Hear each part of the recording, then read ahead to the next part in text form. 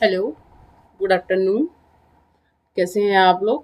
देखिए, डेली की तरह मैं पीवाईक्यू लेकर आ रही हूँ आप लोगों के लिए, क्योंकि कुछ एग्ज़ाम्स हैं। अभी यूपीटीजीटी का भी एग्ज़ाम है, अभी 3 और 4 जून को यूपीपीजीटी का हो चुका है।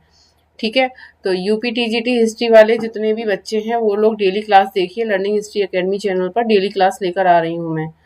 ठीक है, चलिए क्लास को स्टार्ट करते हैं। क्वेश्चन नंबर 1 क्या कह रहा है? वैदिक कर्मकांड में होता का संबंध है। ये मैं वैदिक काल से कुछ क्वेश्चंस लेकर आई हूँ। ऋग्वेदिक और वैदिक काल से, उत्तर वैदिक काल से कुछ क्वेश्चंस लेकर आई हूँ। ऋग्वेदिक एंड पोस्ट वैदिक एरा से कुछ क्वेश्चंस लेकर आई हूँ। ठीक है, चलिए क्वेश्चन नंबर 1 क्या कह रहा है? वैदिक कर्मकांड में होता का संबंध है। वैदिक कर्मकांड में होता का संबंध है, बताइए। ऋग्वेद से, यजुर्वेद से, ऑप्शन नंबर सी सामवेद से, ऑप्शन नंबर डी अर्थवेद से। बताइए। ऑप्शन नंबर ए क्या कह रहा है? ऋग्वेद से, ऑप्शन नंबर बी यजुर्वेद से, ऑप्शन नंबर सी सामवेद से, ऑप्शन नंबर डी अर्थवेद से। आपको पता होगा कि ऋग्वेद हमारा पहला वेद है, सबसे प्राचीन वेद है। ठीक है, याद रखिएगा, सबसे पहला वेद है ऋग्वेद। तो इस क्वेश्चन का आंसर क्या होगा? तो होता का संबंध जो था ना वैदिक कर्मकांड में, वो ऋग्वेद से था, यानी कि option number A is the correct answer, Rigveda से। ठीक है, चलिए क्वेश्चन की तरफ मूव करते हैं, नेक्स्ट क्वेश्चन की तरफ। नेक्स्ट क्वेश्चन क्या कह रहा है? क्वेश्चन नंबर 2 कह रहा है आर्य शब्द का शाब्दिक अर्थ है। आर्य शब्द का शाब्दिक अर्थ है, बताइए। आर्य शब्द का क्या अर्थ है, बताइए। ऑप्शन नंबर ए श्रेष्ठ, ऑप्शन नंबर बी विद्वान, ऑप्शन नंबर सी पुरोहित, ऑप्शन नंबर डी योद्धा। बताइए इस क्वेश्चन का आंसर क्या होगा? इस क्वेश्चन का आंसर होगा श्रेष्ठ। Option number A is the correct answer, यानी कि आर्य शब्द का जो शाब्दिक अर्थ है वो श्रेष्ठ होगा। राइट, चलिए नेक्स्ट क्वेश्चन की तरफ मूव करते हैं। नेक्स्ट क्वेश्चन की तरफ लेते हैं हम।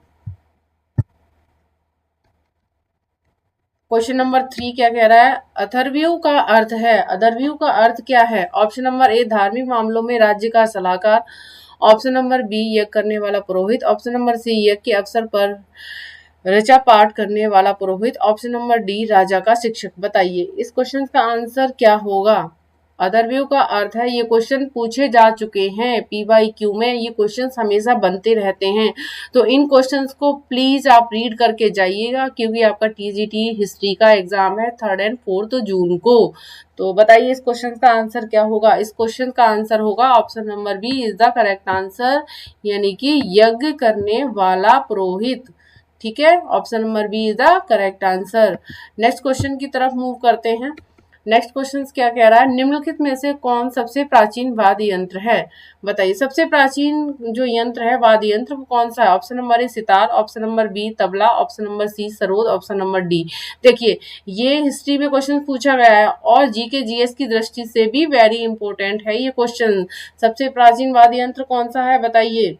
सबसे प्राचीन जो वाद्य यंत्र है वो ऑप्शन नंबर डी वीणा, यानी कि वीणा जो है ना, वो सबसे प्राचीन वाद्य यंत्र है, यानी कि क्वेश्चन नंबर 4 का जो आंसर होगा option number D is the correct answer. Right, चलिए नेक्स्ट क्वेश्चन की तरफ मूव करते हैं। नेक्स्ट क्वेश्चन क्या कह रहा है? क्वेश्चन नंबर 5 है उपनिषद काल के राजा अश्वपति शासक थे। उपनिषद काल के राजा अश्वपति शासक थे। ऑप्शन नंबर ए काशी के, ऑप्शन नंबर बी कैकेयी के, ऑप्शन नंबर सी पांचाल के, ऑप्शन नंबर डी विदय के। बताइए इस क्वेश्चन का आंसर क्या हो जाएगा? बताइए इस क्वेश्चन का आंसर क्या हो जाएगा? उपनिषद काल के राजा अश्वपति शासक थे, बताइए। कैकेयी के, option number B is the correct answer, Kaikeyi के। ठीक है, आपने अच्छे से रीड कर लिया होगा ना, एग्जाम देने जा रहे हैं तो आप इन क्वेश्चंस का आंसर लगा पाएंगे बहुत अच्छे से। ठीक है, तो क्वेश्चन नंबर 6 की तरफ मूव करते हैं। 6 क्वेश्चन क्या बोल रहा है? क्वेश्चन नंबर 6, उस जनजाति का नाम बताइए जो ऋग्वैदिक आर्यों के पंच जन संबंधित नहीं है। बताइए इस क्वेश्चन का आंसर क्या हो जाएगा?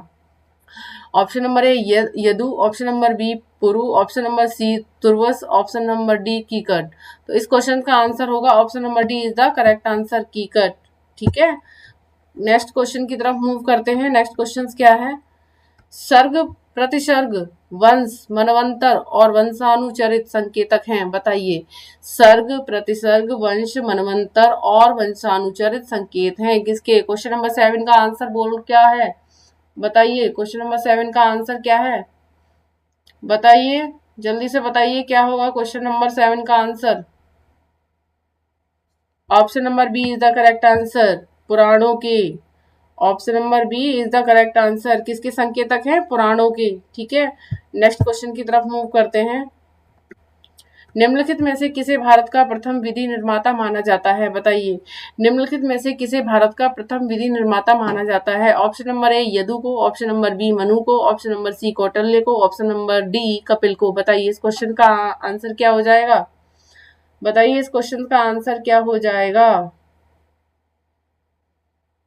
बताइए जल्दी से फटाफट, इस क्वेश्चन का आंसर क्या हो जाएगा? Option number B is the correct answer, Manu को, यानी कि इन्हीं मनु को भारत का प्रथम विधि निर्माता माना जाता है। ठीक है, option number B is the correct answer, Manu को। चलिए नेक्स्ट क्वेश्चन है क्वेश्चन नंबर 9। निम्नलिखित में से किसने ऋग्वेद में वर्णित दशराज युद्ध में भाग नहीं लिया था? बताइए, ऋग्वेद में वर्णित, ये ऋग्वेद में वर्णन हुआ है इसका कि दशराज युद्ध में भाग नहीं लिया था। किसने नहीं लिया था? त्रितसु ने, ऑप्शन नंबर बी पक्त ने, ऑप्शन नंबर सी विशानिन ने, ऑप्शन नंबर डी गंधारी ने। बताइए गंधार, बताइए किसने नहीं लिया था? किसने नहीं लिया था? Option number D is the correct answer, Gandhari ने। ठीक है, नेक्स्ट क्वेश्चन की तरफ मूव करेंगे, क्वेश्चन नंबर 10 की तरफ। कौशय शब्द का प्रयोग किया गया। ये कौशय शब्द जो आते हैं ना, ये क्वेश्चन बहुत बनते हैं, बहुत ज्यादा बनते हैं। कौशय शब्द का प्रयोग किया गया है? ऑप्शन नंबर ए कपास के लिए, ऑप्शन नंबर बी सन के लिए, ऑप्शन नंबर सी रेशम के लिए, ऑप्शन नंबर डी ऊन के लिए। तो इस क्वेश्चन का आंसर क्या हो जाएगा? बताइए, इस क्वेश्चन का आंसर हो जाएगा option number C is the correct answer, रेशम के लिए। कौशल शब्द का जो प्रयोग किया गया वो रेशम के लिए किया गया है। ध्यान रखिएगा, ये जो क्वेश्चन है मैं वैदिक काल उत्तर वैदिक काल से करा रही हूँ आपको। ठीक है, यानी कि प्राचीन इतिहास पढ़ा रही हूँ मैं आपको। ठीक है, तो प्लीज चैनल को लाइक शेयर और सब्सक्राइब करते रहिए मेरे बच्चे। ठीक है, चलिए नेक्स्ट क्वेश्चन क्या है? क्वेश्चन नंबर 11 है, क्लास की संस्कृत में आर्य शब्द का अर्थ है। क्लास की संस्कृत में पूछा गया आर्य शब्द का क्या अर्थ है? बताइए। ऑप्शन नंबर ए ईश्वर में विश्वास, ऑप्शन नंबर बी एक वंशानुगत जाति, ऑप्शन नंबर सी किसी विशेष धर्म में विश्वास रखने वाला, ऑप्शन नंबर डी एक उत्तम व्यक्ति। बताइए इस क्वेश्चन का आंसर क्या हो जाएगा? इस क्वेश्चन का आंसर हो जाएगा, क्लास की संस्कृत में आर्य शब्द का अर्थ है एक उत्तम व्यक्ति। Option number D is the correct answer. Next question की तरफ मूव करेंगे, क्वेश्चन नंबर 12 क्या कह रहा है? भारतीय प्रतीक पर उत्कीर्ण सत्यमेव जयते लिया गया है। देखिए वेरी इंपॉर्टेंट क्वेश्चन है ये, हिस्ट्री में पूछा गया और जीके जीएस की दृष्टि से भी वेरी इंपॉर्टेंट क्वेश्चन है ये क्वेश्चन मोस्टली जगह बन चुका है। ठीक है, तो भारतीय प्रतीक पर उत्कीर्ण सत्यमेव जयते लिया गया है। ऑप्शन नंबर ए ऋग्वेद से, option number B Bhagavad Gita से, ऑप्शन नंबर सी मुंडकोपनिषद से, ऑप्शन नंबर डी मत्स्य पुराण से। बताइए इस क्वेश्चन का आंसर क्या हो जाएगा? बताइए जल्दी से फटाफट बताइए, इस क्वेश्चन का आंसर क्या हो जाएगा? Option number C is the correct answer, Mundakopanishad से। ये क्वेश्चन तो पता होगा आपको बहुत अच्छे से। ठीक है, चलिए नेक्स्ट क्वेश्चन की तरफ मूव करते हैं, हमारा लास्ट क्वेश्चन होगा ऋग्वेद है। तो बताइए ऋग्वेद क्या है? Very important question. ऋग्वेद क्या है? हमारा प्राचीन वेद है ये, और सबसे पहला वेद है ये, सबसे पुराना वेद है। कौन? ऋग्वेद। ठीक है, ध्यान रखिएगा क्वेश्चन बनते हैं ऐसे। ऑप्शन नंबर ए स्रोतों का संकलन, ऑप्शन नंबर बी कथाओं का संकलन, ऑप्शन नंबर सी शब्दों का संकलन, ऑप्शन नंबर डी युद्ध का ग्रंथ। तो इस क्वेश्चन का आंसर बताइए। इस क्वेश्चन का आंसर होगा option number A is the correct answer, स्रोतों का संकलन। क्या होगा? स्रोतों का संकलन। राइट, तो इस तरीके से मैंने आपके ये क्वेश्चंस जो थे वो मैंने कंप्लीट करा दिए हैं आपको। ठीक है, आज के पीवाईक्यू मैंने कंप्लीट कराए हैं आपको।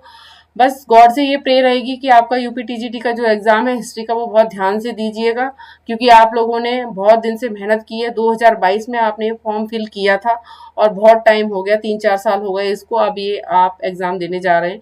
तो बड़े कूल माइंड से आप एग्जाम दीजिए और अपना लक्ष्य पूरा कीजिए और आपको एक सीट जरूर मिले। मेरी तरफ से मैं बस ऊपर वाले से यही कृपा करती हूँ कि आपको एक सीट पक्की हो आपकी। ठीक है, अगर आपने अच्छे से मेहनत की है तो आपकी जरूर होगी एक सीट पक्की। ठीक है, तो please learning history academy channel को भी, मैम का भी सपोर्ट कीजिए, तब मुझे लगेगा कि हाँ बच्चों को मेरी क्लास पसंद आ रही है, तो फिर मैं आगे और भी कुछ करूंगी आपके लिए। देखिए कोई चार्जेस नहीं है, आपको कोई फीस नहीं ली जाती है इस पर। पीवाईक्यू लेकर आती हूँ डेली, और इवनिंग में एनसीईआरटी बैच भी स्टार्ट किया है सीटेट वालों के लिए जिनका एग्जाम सितंबर 2026 में है। लर्निंग हिस्ट्री एकेडमी चैनल पर सिर्फ हिस्ट्री पढ़ाई जाती है, चाहे वो कोई सा भी एग्जाम होता है, सिर्फ हिस्ट्री पढ़ाई जाती है। ठीक है, और गाइड भी किया जाता है। ट्रिक के साथ पढ़ाती हूँ मैं। अभी एनसीईआरटी बैच मैंने शुरू किया है, चैप्टर वाइज पढ़ा रही हूँ। 6 to 12 तक एनसीईआरटी कंप्लीट करवाऊंगी और क्वेश्चंस बताऊंगी किस तरीके से क्वेश्चन बनते हैं। ठीक है, सीटेट वाले जरूर ध्यान से सुनिएगा।